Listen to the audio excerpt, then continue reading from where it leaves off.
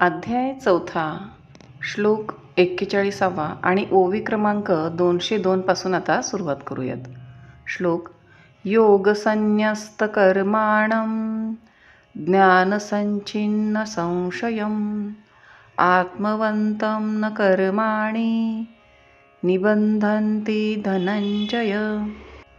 अर्थात, हे अर्जुना, आत्मा व ईश्वर यांच्या एकत्व दर्शनरूप ज्ञानाने ज्याचा संशय पार नाहीसा झाला आहे व त्यामुळे परमार्थ दर्शनरूप योगाने म्हणजे ज्ञानयोगाने ज्या परमार्थदर्शी पुरुषाने ज्ञानी पुरुषाने धर्म व अधर्म या नावांची कर्मे सोडली आहेत, अशा सावधान पुरुषाला धर्माधर्माख्य कर्मे बद्ध करीत नाहीत. म्हणून संशयाहुनी थोर आणिक नाही पाप घोर हा विनाशाची वागुर प्राणियांसी. म्हणून संशयापेक्षा दुसरे भयंकर पाप कोणतेच नाही. प्राण्यांचा नाश करण्याचे हे एक जाळे आहे.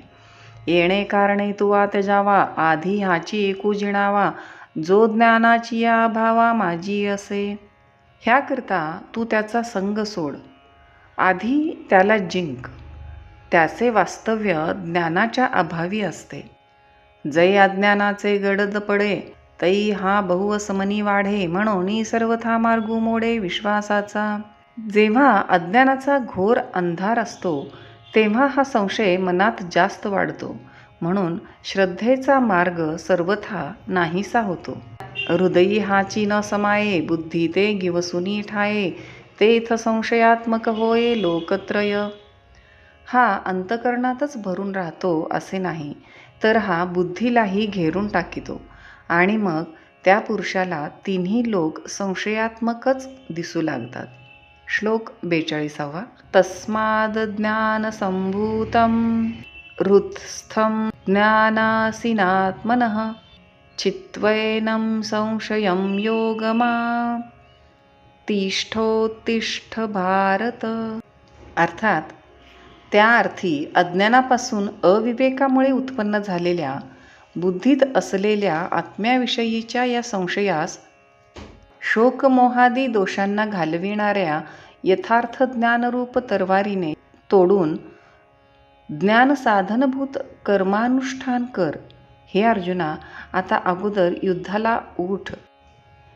इति श्रीमद्भगवद्गीतासु उपनिषत्सु ब्रह्मविद्यायां योगशास्त्रे श्रीकृष्णार्जुनसंवादे ज्ञानकर्मसन्न्यासयोगो नाम चतुर्थोऽध्यायः. ऐसा जरी थोरावे तरी उपाये एके अंगवे जरी हाती होय बरवे ज्ञानखड्ग. पण इतका जरी तो वाढला तरी त्याला स्वाधीन करून घेण्याचा एक उपाय आहे. तीव्र ज्ञानखड्ग जर हाती असेल तरी तेणे ज्ञानशस्त्रे तिखटे निखळू हा निवटे मग निःशेखता फिटे मानसीचा. तर त्या तिखट शस्त्राच्या उपयोगाने हा सर्व नाहीसा होतो आणि मग त्याचा मनातून समूळ नाश होतो. या कारणे पार्था उठी वेगी वरवता नाशू करून हृदयस्था संशयासी. म्हणून पार्था, आपल्या मनातील संशय काढून टाक व लवकर उठ. ऐसे सर्वज्ञाचा बापू जो कृष्ण ज्ञान दीपू तो म्हणतसे सकृपू ऐके राया. संजय धृतराष्ट्र राजास म्हणतो, राजा ऐक. ज्ञानीजनांचे जनक जे ज्ञानदीप भगवान श्रीकृष्ण ते अशा रीतीने मोठ्या कृपेने अर्जुनास म्हणाले. तव या पूर्वापर बोलाचा विचारुनी कुमरू पंडूचा कैसा प्रश्न हन अवसरीचा करिता होईल. तेव्हा ह्या सर्व पूर्वापार कथेचा विचार करून तो अर्जुन समयोचित असा प्रश्न करील. ते कथेची संगती भावाची संपत्ती रसाची उन्नती म्हणिपेल पुढा. त्या कथेची जुळणी अभिप्रायाची शोभा व रसाची गोडी पुढे सांगण्यात येईल. जयाची या बर्वेपणी की जे आठा रसाचा उवाळणी जो सज्जनाची आयनी विसावा जगी. ज्याच्या बोलाच्या चांगलेपणावरून आठही रस ओवाळून टाकावे आणि जो सज्जनाच्या बुद्धीचे ह्या जगामधील विश्रांतीचे स्थान आहे. तो शांतुची अभिनवेल ते परी असा मराठे बोल जे समुद्राहुनी सखोल अर्थभरीत. ज्या मराठी बोलापासून शांत रसच प्रकटेल व जो समुद्रापेक्षा गंभीर असून अर्थपूर्ण आहे तो बोल ऐका. जैसे बिंब तरी बचके एवढे, परी प्रकाशा त्रैलोक्य थोकडे, शब्दाची व्याप्ती तेणे पाडे अनुभवावी. जसे सूर्यबिंब हे बचकेत मावण्या एवढे दिसते, परंतु त्याचे प्रकाशाला त्रिभुवन सुद्धा पुरत नाही, तशी या शब्दार्थाची व्याप्ती आहे असे अनुभवावे. ना तरी कामी तयाची या इच्छा, फळे कल्पवृक्षू जैसा, बोलू व्यापकू होय तैसा, तरी अवधान द्यावे. किंवा कल्पवृक्ष जसा कामीजनांच्या इच्छा पूर्ण करतो, तसे हे बोल सर्व इच्छा पूर्ण करणारे आहेत, म्हणून ह्यांच्याकडे लक्ष द्यावे. हे असो काय म्हणावे, सर्वज्ञ जाणती स्वभावे, तरी निके चित्त द्यावे हे विनंती माझे. श्रोते हो, तुम्हाला आणखी काय सांगावे, तुम्ही जाणतेच आहात, तेव्हा नीट लक्ष द्यावे एवढीच माझी विनंती आहे. जेथ साहित्य आणि शांती, हे रेखा दिसे बोलती, जैसी लावण्य गुणकुळवती आणि पतिव्रता. ज्याप्रमाणे एखादी सुंदर स्त्री गुणी आणि कुलशीलवती असून पतिव्रता असते, त्याप्रमाणे या बोलण्याचे पद्धतीवरून या बोलामध्ये सर्व अलंकार व शांती ही स्पष्ट दिसतात. आधीच साखर आवडे, तेची जरी ओखदा जोडे, तरी सेवावी ना कांकोडे नावा नावा. अगोदरच साखरेची आवड असून ती जर औषधाच्या अनुपानात दिली, तर ती आनंदाने वरचेवर का न खावी.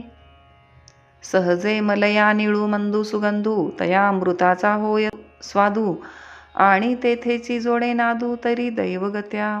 साहजिकपणे मैलागिरी पर्वतावरील सुगंध व मंद असा वारा वाहत असून त्याला जर अमृताची गोडी आली आणि दैवयोगाने तेथे जर पंचम सुरासारखा नाद काणी आला, तरी स्पर्शे सर्वांग निववी, स्वादे जिव्हे ते नाचवी, तेवीची कानांकरवी म्हणवी बापू माझा.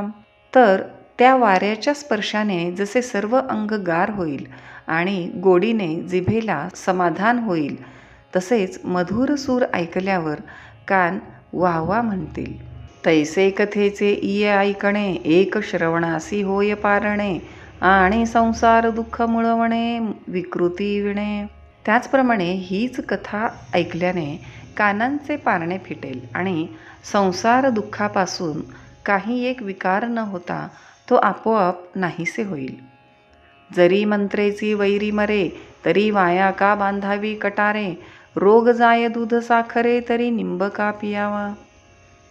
जर मंत्रानेच शत्रूचा नाश होईल, तर मग कमरेला कट्यार का बांधावी.